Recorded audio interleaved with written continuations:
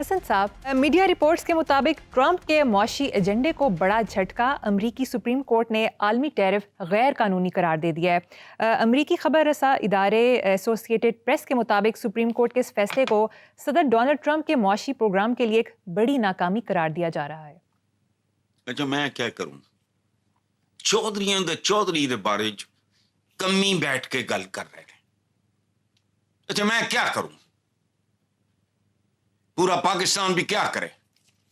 جو لوگ اس سے متاثر ہوں گے یا نہیں ہوں گے وہ بھی کیا کریں؟ پہلے اپنے پیکرے خاکی میں جان پیدا کرو، احتجاج نہیں کیا کرتے، ہمت ہے تو کچھ کرو ورنہ مرو۔ اور دیکھو یہ کیا ہمارا اپنا قومی شاعر ہے، کیا کہتا ہے، دشت و دشت ہے دریا بھی نہ چھوڑے ہم نے، تو وہ ٹھیک ہے، وہ جو کرتے ہیں بھائی ان کی مرضی ہے۔ اب چائنا اور رشیا وغیرہ ان کو کوئی ایران سے محبت نہیں ہے، وہ نہیں چاہ رہا ہے ٹوٹل چودراہٹ دینا کسی کو، وہ جانے مطلب چائنا جانے کو، رشیا جانے، جن میں کوئی جان ہو، ہمارے ہاتھ میں کشکول ہے،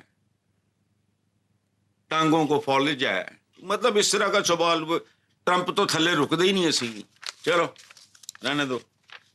نیکسٹ ٹاپک، متفرق میڈیا سوشل میڈیا کی رپورٹس کے مطابق جیفری ایپسٹین نے اپنے ڈی این اے کے ذریعے ایک اعلیٰ نسل پیدا کرنے کا منصوبہ بنایا تھا تاکہ اپنی جینیاتی میراث کو زیادہ سے زیادہ پھیلا سکے۔ مزید یہ کہ وہ جینیاتی تبدیلی، امورٹیلٹی اور کرائیون ایکس یعنی جسم کو منجمد کرنے جیسے موضوعات پر دلچسپی رکھتا تھا اور ان شعبوں میں بھی سرگرم تھا۔ اچھا تو کیا ہو گیا؟ کوئی بات نہیں، وہ جس طرح کے کام کر رہے ہیں اس میں اگر کوئی چار جھکے ماری جاتی ہیں تو ٹھیک ہے۔ گریز اناٹمی ہے، ایم بی بی ایس کو سال اول میں پڑھائی جاتی، کون تھا وہ پتہ ہے؟ مجرم، جرم کیا تھا؟ وہ انسانی لاشیں قبروں سے نکال کے غاروں میں لے جا کے ان کو پڑھتا تھا، جسموں کو پڑھتا تھا۔ ہیومن باڈی ہے کیا؟ وہ محسن ہے، اس وقت مجرم تھا۔ اب اس طرح کے بڑے کاموں میں اس طرح کا کہ جھکیں جھکیں چلتی رہتی ہیں، لیکن یہ ہماری دنیا نہیں ہے۔ اب تو ہم ہی چاول کے پھینکے ہوئے نوالے کھانے والے لوگ ہیں، اس لیے اتنی دور نہ جایا کرو۔ ٹھیک، جینیاتی تبدیلی، لافانیت، موٹیلٹی اور یہ ہے اور وہ ہے، گریز اناٹمی پوچھ لینا کسی ڈاکٹر سے، پہلی کتاب ہوتی ہے میرا خیال ہے وہ ایم بی بی ایس میں جو پڑھائی جاتی ہے۔ تمہارا سارا ماڈرن نظام اصلی ہم ہی چکے پھڑے نہیں، یہ بھی مسلمانوں نے، یہ بھی مسلمان کوئی، اور اگر تھے بھی ان میں سے چند واقعی تھے بھی تو ہم نہیں تھے۔ طارق بن زیاد بھی ساڈا پھوپھی دا پتر ہے، انہوں نے سارے رشتے بھائی، کوئی عرب ہے، کوئی بربر ہے، کوئی منگول ہے، کوئی ترک ہے، بات کرو اپنی۔ ہمارے درمیان قدر مشترک صرف ایک دینی قدر مشترک ہے، باقی ہماری ساری تاریخ سامنے، باقی اپنے اپنے کام، چھوڑو اس کو آگے۔ ٹھیک ہے حسن صاحب، آخر میں آج کا شعر سنا دیں۔ ارے بہن بہت خوبصورت سوال تھا، گوگل اے آئی میں مجھے بات کرنے دو تھوڑی۔ یہ آپ نے سب سے خوبصورت سوال پہ یہ پروگرام ختم کر رہے ہو۔ میں اپنے ویورز کو بتانا چاہ رہا ہوں کہ مت اندھا دھند گوگل شوگل دیکھو، ہر ایک کی بیماری ایک ہی ہو لیکن مختلف ہوتی ہے جیسے ہمارے ہاتھوں کے، اس لیے پلیز ڈاکٹرز کو چیک کریں، یہ وہ سارا ہمارے یہاں رواج ہو رہا ہے، اگلی بار اس پہ ضرور بات کرنی ہے ہم نے کھل کے۔ نوٹڈ شعر سن لو، نام بدلے فقط نظام نہیں، آقا بدلے یہاں غلام نہیں۔ واہ، یہ بھی اسی مجموعے میں ہے۔ بہت خوبصورت ہے چلو، حسن صاحب۔ خیبر پختونخوا میں گاڑی کی نمبر پلیٹ 17.5 کروڑ میں فروخت ہوئی۔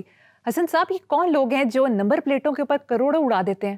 ہمارے ہاں ذہنی مریضوں، ایب نارمل سائن لوگوں نے، دولے شاہ کے چوہوں کی کمی نہیں ہے، یہ بدترین کمپلیکسز کے مارے ہوئے لوگ ہوتے ہیں، اور ان میں ہمارا ایسا بندہ شامل ہے۔ میں اعتزاز حسن صاحب کا ایک انٹرویو دیکھ رہا تھا 5-4 دن پہلے،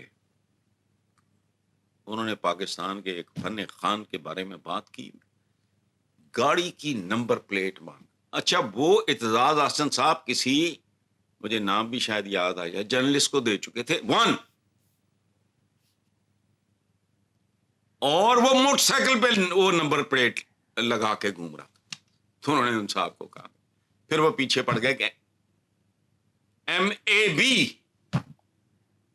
ان کے نام کا مخفف ہوگا. یہ ہوتا ہے ہمارے اپنے اندر. میں نے ایک دو, میرے بڑے ہیں, میرے بزرگ ہیں, ان کا نام نہیں, وہ ایک ٹریڈیشن تھی, وہ فالو کر رہے تھے.